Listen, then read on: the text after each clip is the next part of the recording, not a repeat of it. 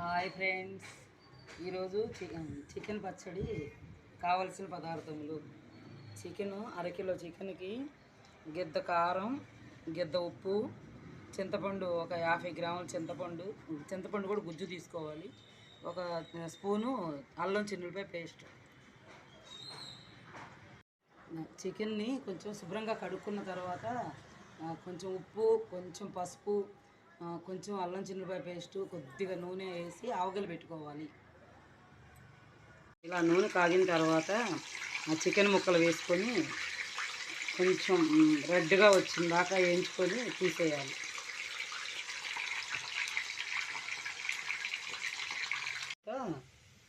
ఈ విధంగా వేగాలి. ఇలా వేగిన తర్వాత తీసి ప్లేట్లో పక్కన పెట్టుకోవాలి. అల్లం చిన్నులపాయ పేస్టు ఆ నూనెలో వేయాలి.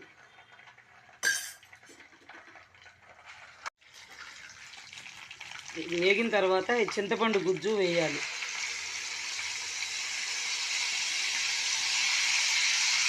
గుజ్జుని కొంచెం కాగనివ్వాలి. కాగిన తర్వాత కారం,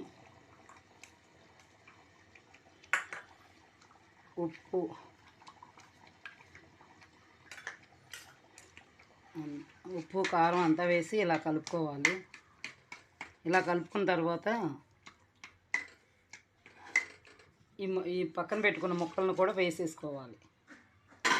వేసేసుకొని ఒక్క నిమిషం అలా అంతా కలిపేసుకొని ఇంకా ఆపేసేయాలి. కొంచెం ఉడకనిచ్చి ఆపేయాలి.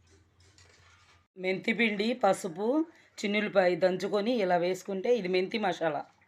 ఇది చాలా టేస్ట్గా ఉంటుంది. మెంతి మసాలా వేసుకుంటే చాలా టేస్ట్ ఉంటుంది.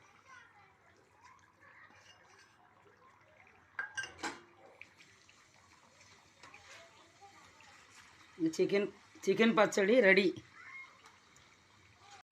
గుమ్మగుమ్మలాడే చికెన్ పచ్చడి రెడీ. ప్లీజ్ లైక్ చేయండి, షేర్ చేయండి, సబ్స్క్రైబ్ చేయండి.